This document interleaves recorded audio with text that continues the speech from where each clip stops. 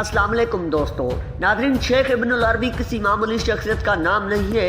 ये 12वीं सदी की आबकारी शख्सियत और अजीम फलसफे मुफक्कर और मुहक्किक दानिशवर हैं। आलम इस्लाम की तारीख के चंद अहम दानिशरान, मुफक्किरीन, फलसफियों और सूफिया में से एक शेख इब्न अल अरबी है। तकरीबन 500 किताबों के मसनफ़ हैं।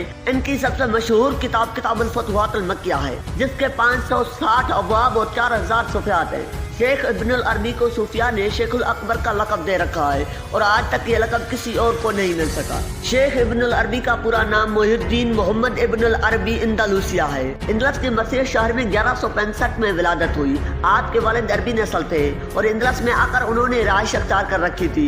कहा जाता है कि आप हातम ताई की नस्ल से हैं। जिस वक्त आपकी पैदाइश हुई तो इंदलस में खाना जंगी का माहौल था और कोई मुस्तहकम हुकूमत नहीं थी। इंदलस के सूबा अशबिला के हाकिम के यहाँ आपके वालिद का असर और सरूफ था और दरबार आना जाना आपका लगा हुआ था। आम बच्चों की तरह आपने भी तालीम और तरबियत पाई और जवानी के दहलीज पर कदम रख दिया। लेकिन इस दरमियान एक ऐसा वाक़या पेश आया जिसने आपकी पूरी जिंदगी को बदल दिया। वाक़या कुछ यूँ है कि एक मजलिस लगी थी, शराब का दौर चल रहा था।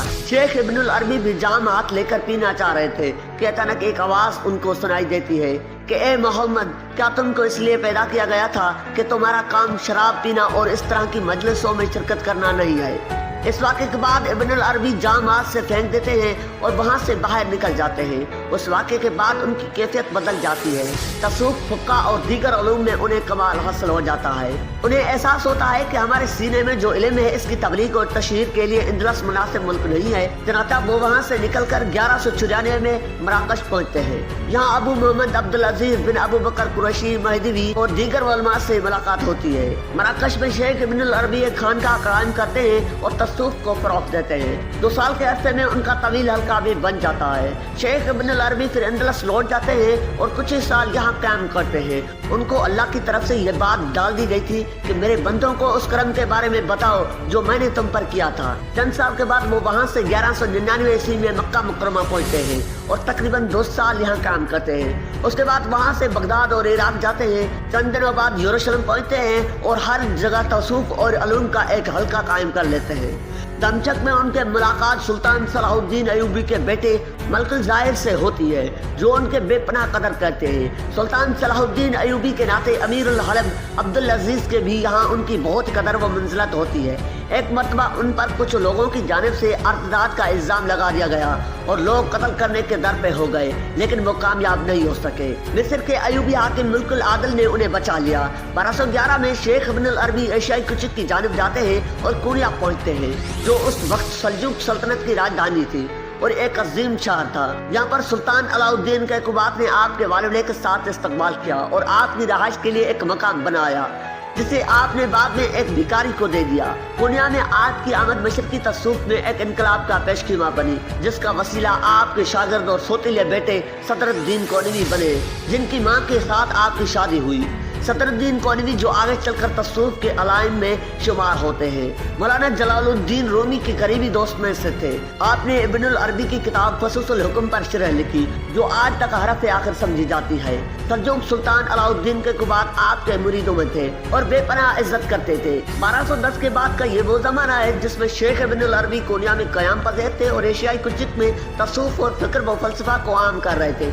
इस बीच शेख इब्न अल अरबी का दमशक, काहिरा, मोसुल, बगदाद, मक्का और यरूशलेम मुस्तकिल आना जाना लगा हुआ था। ऐसी आज पर अनातोलिया की सरजमीन पर आर्तुल गाजी की सरगर्मियां भी शुरू हो गई थी। शेख इब्न अल अरबी जिस जमाने में ये सारे सफर कर रहे थे, उसी जमाने में काई कबीले का सरदार आर्तुल गाजी भी सलेबियों और मंगोलों से लड़ रहा था। आर्तुल गाजी की तारीखी विलादत 1190 है, जबकि इब्न अल अरबी की विलादत 1165 है। इब्न अल अरबी इंदलस में तकरीबन 1200 ईस्वी के बाद आते हैं। इधर 1210 के बाद आर्तुल गाजी की सरगर्मियां शुरू होती है और शेख इब्न अल अरबी भी इस जमाने में मशरकी ममालिक में मौजूद होते हैं। इसलिए तारीखी हकीकत यही है कि इब्न अल अरबी और आर्तुल गाजी का जमाना एक ही है। इब्न अल अरबी की वफात 1240 में होती है और तकरीबन 1220 से 1240 का जमाना ही आर्तुल गाजी के शबाब का जमाना है, जिसमें वो अपनी मुजाहिदाना सरगर्मियों का जोर दिखाता है, मुसलमानों को मुत्तहद करने की कोशिश करता है और अजीम इस्लामी सल्तनत का ख्वाब दिखाता है। जिन दिनों अब्दुल गाजी अनातोलिया में होता है, शेख इब्न अल अरबी कोनिया में होते हैं और इसी बुनियाद पर दोनों की अक्सर मुलाकात भी मुमकिन है। ड्रामा में भी यही दिखाया गया है कि अक्सर कोनिया से हलब या दमशक जाते हुए शेख इब्न अल अरबी अनातोलिया में मौजूद काई कबीले से होकर गुजरते हैं। अब्दुल गाजी की खबर खैरियत मालूम करते हैं और उन्हें नसीहत करते हैं। आखिर उम्र में हजरत शेख इब्न अल अरबी दमशक आ गए और 1240 में शेख इब्न अल अरबी की वफात हुई। दमशक में ही आपका मकबरा है। जी तो मोअज़्ज़िज़ ख़वातीन व हज़रात, ये थी आज की वीडियो। आज की वीडियो के बारे में आपकी क्या राय? आपने अपनी राय का इज़हार कमेंट बॉक्स में जरूर करना है। ऐसी मालूमाती वीडियो जानने के लिए हमारे YouTube चैनल को जरूर सब्सक्राइब करें। मिलते हैं एक न्यू तारीखी वीडियो के साथ। तब तक के लिए अपना और अपने प्यारों का ख्याल रखिएगा। अल्लाह निगहबान।